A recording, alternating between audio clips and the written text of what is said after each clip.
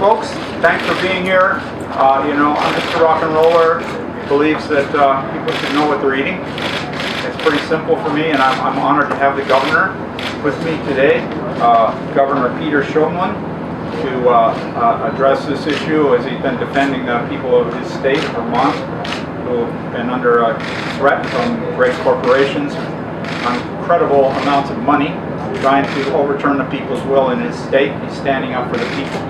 And so I'll introduce you first, Governor. Thank you very much. Thank you so much. Thank you, Neil. It's great to have you in Vermont. We want you more often. Now, Neil Young was here in 1965. That was your last trip here, right? A long time ago. Yeah.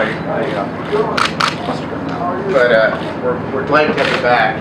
And I want to thank Neil Young for his support of Vermont's efforts to do the right thing and let consumers know what's in their food. He's been extraordinarily supportive. He called me out of the blue about 10 days ago and said, I'm coming to Vermont, I want to help you raise money for the Vermont food fight so that you can beat Monsanto, beat the big corporations, and let people, consumers, know that they have the confidence that there's a label on their food that tells them what's in it. A couple of quick points I want to make.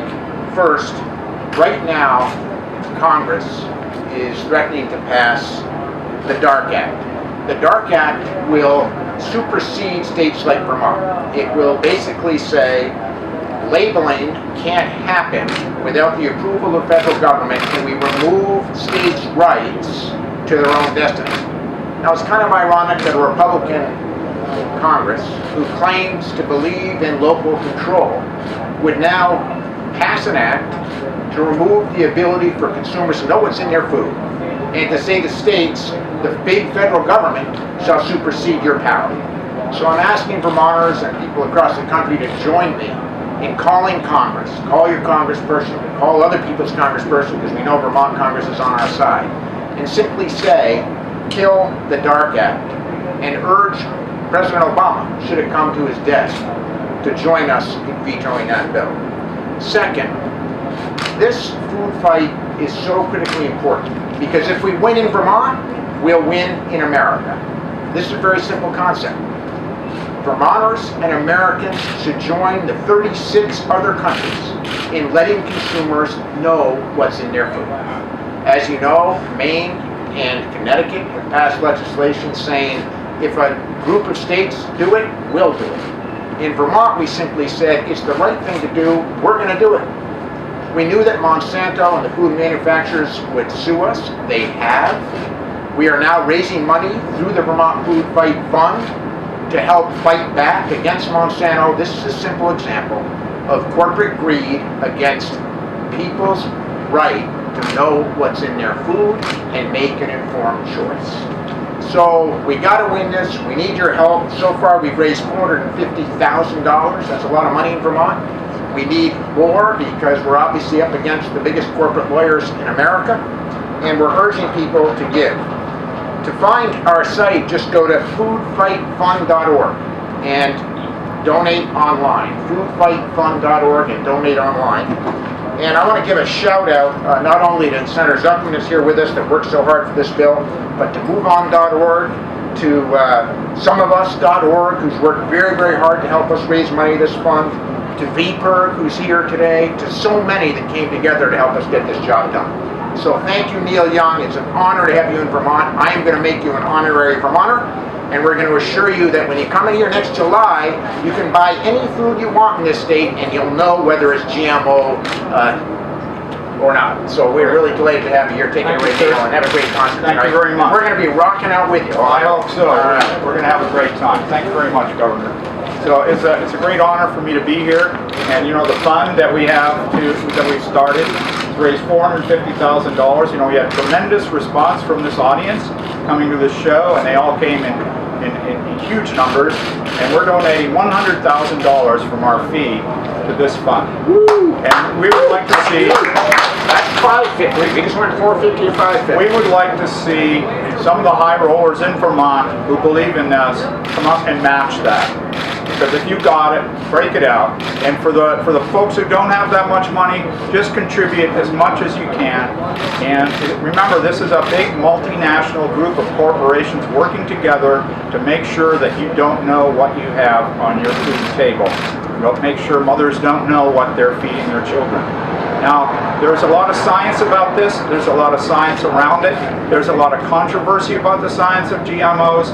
But most of the science and most of the information on the internet is paid for by big business, by big agricorps from around the world, and it's all slanted.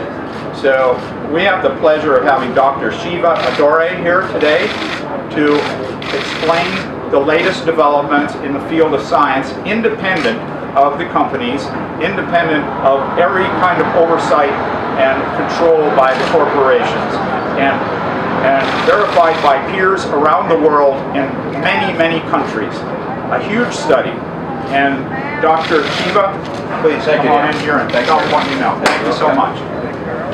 It's great to be here. You know, I was actually on my way to India, literally hours from now, but Daryl and I spoke. I thought it was important to be here to share, I think, fortunately, coincidentally, some of the research we just published.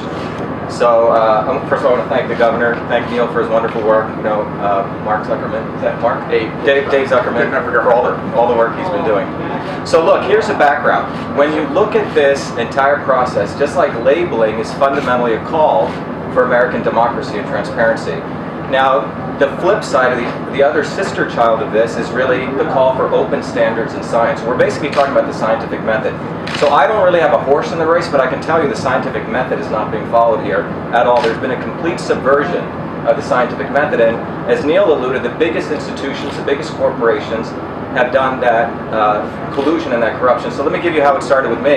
You know, I have a 33-year experience in and out of MIT, 4 degrees, a PhD in systems biology. And by the way, systems biology, that term, you may hear that, is the modern biology. It came out of the last 10 years, recognizing that you can't look at complex organisms as individual parts.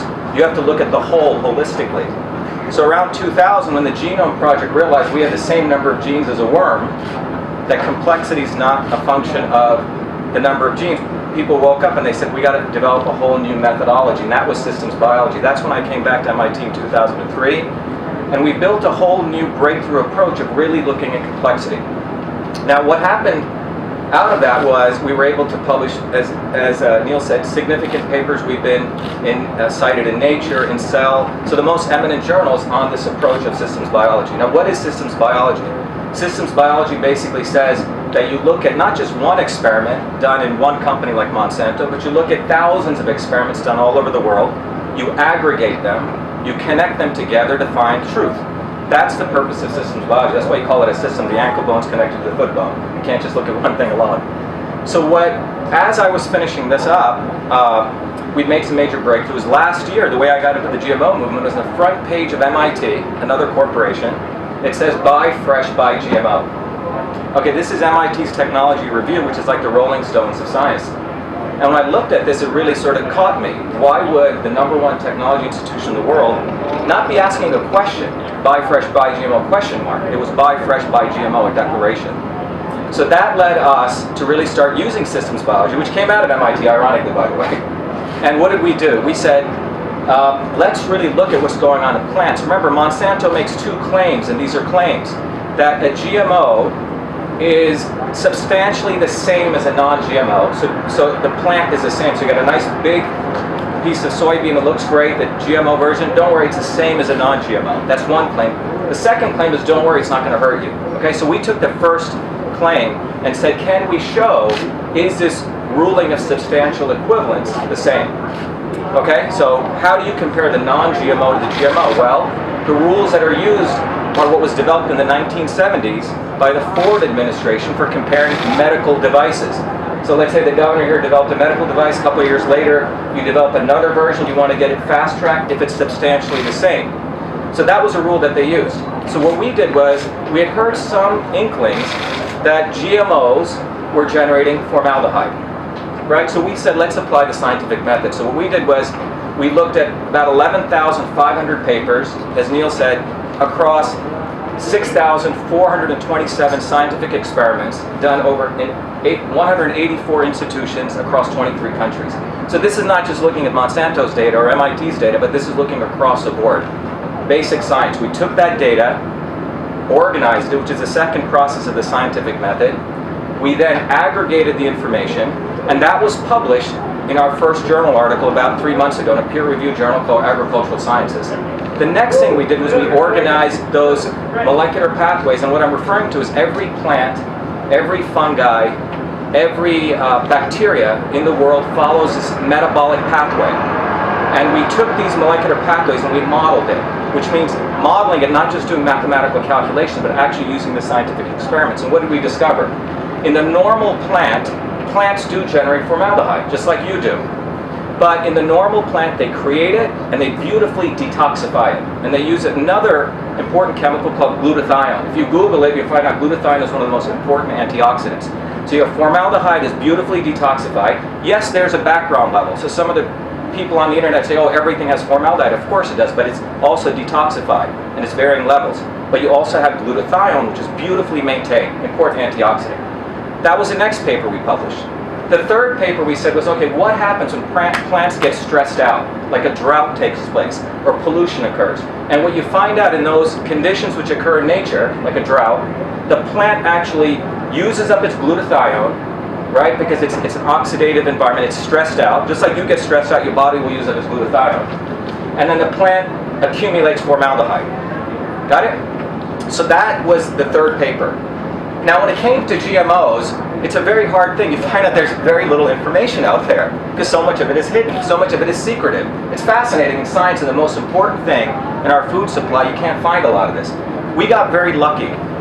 In the literature, we found a set of papers, in vitro experiments, this is not mathematical modeling, that showed that when they did the insertion of the gene, the CP4 gene, by the way, which is for Roundup Ready soy, which is the most, the highest, most prevalent GMO in the United States, 94%. When they did that gene insertion, that 5 different molecules got disturbed. Okay, 5 different molecules got disturbed. We took that information and now we put it into the systematic analysis of the first 3 papers. And what do we find? We find out that the plant goes into oxidative stress, just like it thinks it's under a drought, but far worse, 4 times more prevalent. Formaldehyde accumulates, glutathione depletes. Now here's the point. When you do this substantial equivalence, when you're comparing criteria, where did the FDA come up with their criteria? Well, they look at smell, look, taste, or maybe some other parameters, but that wasn't decided by the open scientific community. It was decided in back rooms in secrecy by and large. When you do a systems analysis, you find out there are important variables that were never included. And we're not saying there could not be others, but this system analysis clearly reveals glutathione and formaldehyde are critical. So of course in the scientific method now you want to measure it, you want to test it. Well, the problem is you can't do any testing, because who controls these sources of the transgenic, right, the non-GMO and the GMO? Well, the powers that be. So the conclusion of our paper is saying, look, we need open standards. We need the ability for both parties to meet together, and let's define those open standards, because you can't have science without open standards.